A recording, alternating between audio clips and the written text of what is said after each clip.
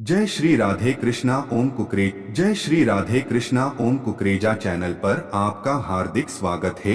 हरि अनंत हरि कथा अनंता में आज सुनिए कार्तिक मास का तीसरा अध्याय। सत्यभामा ने कहा, हे प्रभु, आप तो सभी काल में व्यापक हैं और सभी काल आपके आगे एक समान हैं, फिर यह कार्तिक मास ही सभी मासों में श्रेष्ठ क्यों है?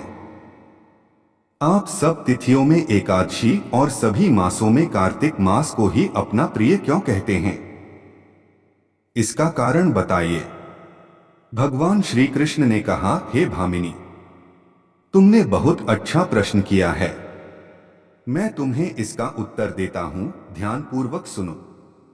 इसी प्रकार एक बार महाराज बेन के पुत्र राजा पृथु ने प्रश्न के उत्तर में देवर्षि नारद से प्रश्न किया था और जिसका उत्तर देते हुए नारद जी ने उसे कार्तिक मास की महिमा बताते हुए कहा, हे राजन, एक समय शंख नाम का एक राक्षस बहुत बलवान एवं अत्याचारी हो गया था। उसके अत्याचारों से तीनों लोकों में त्राहि मच गई। उस शंखासुर ने स्वर्ग में निवास करने वाले देवताओं पर विजय प्राप्त कर इंद्रादि देवताओं एवं लोकपालों के अधिकारों को छीन लिया। उससे भयभीत होकर समस्त देवता अपने परिवार के सदस्यों के साथ सुमेरु पर्वत की गुफाओं में बहुत दिनों तक छिपे रहे। तत्पश्चात वे निश्चिंत होकर सुमेरु पर्वत की गुफाओं में ही रहने लगे। उधर जब शंखासुर को इस बात का पता चला कि देवता आनंद पूर्वक सुमेरु पर्वत की गुफाओं में निवास कर रहे हैं, तो उसने सोचा किसी कोई दिव्य शक्ति अवश्य है जिसके प्रभाव से अधिकारहीन यह देवता अभी भी बलवान हैं। सोचते सोचते वह इस निर्णय पर पहुंचा कि वेद मंत्रों के बल के कारण ही देवता बलवान हो रहे हैं। यदि इनसे वेद छीन लिए जाएं तो वे बलहीन हो जाएंगे।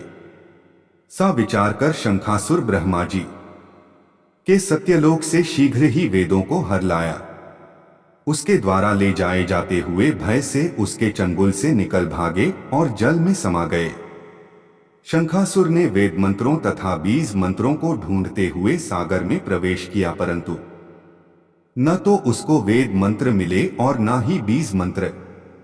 जब शंखासुर सागर से निराश होकर वापस लौटा तो उस समय ब्रह्मा जी पूजा की सामग्री लेकर सभी देवताओं के साथ भगवान विष्णु की शरण में पहुंचे और भगवान को गहरी निद्रा से जगाने के लिए गाने बजाने लगे और धूपगंध आदि से बारंबार उनका पूजन करने लगे।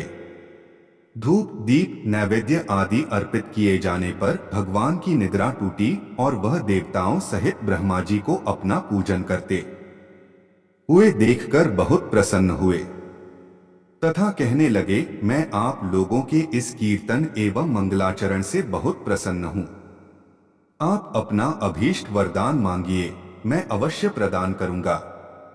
जो मनुष्य आश्विन शुक्ल की एकादशी से देवोत्थान एकादशी तक ब्रह्म मुहूर्त में उठकर मेरी पूजा करेंगे, उन्हें तुम्हारी ही भांति मेरे प्रसन्न होने के कारण सुख की प्राप्ति होगी।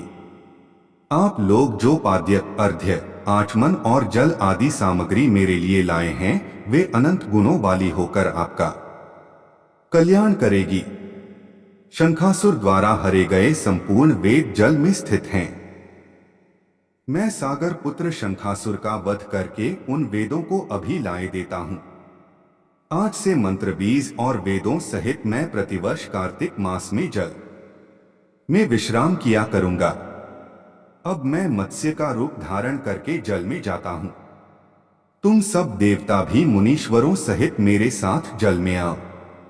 इस कार्तिक मास में जो श्रेष्ठ मनुष्य प्रातः काल स्नान करते हैं, वे सब यज्ञ के अवभृत स्नान द्वारा भली भांति नहा लेते हैं। हे देवेंद्र, कार्तिक मास में व्रत करने वालों को सब प्रकार से धन पुत्र पुत्री आदि देते रहना और उनकी सभी आपत्तियों से रक्षा करना। हे धनपति कुबेर, मेरी आज्ञा के अनुसार तुम उनके धनधान्य की वृद्धि करना, क्योंकि इस प्रकार का आचरण करने वाला मनुष्य मेरा रूप धारण करके जीवन मुक्त हो जाता है।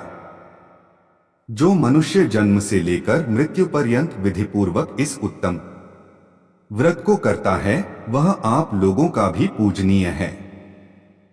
कार्तिक शुक्ल पक्ष की एकादशी तिथि को तुम लोगों ने मुझे जगाया है, इसलिए यह तिथि मेरे लिए अत्यंत प्रीतिदायिनी और माननीय है।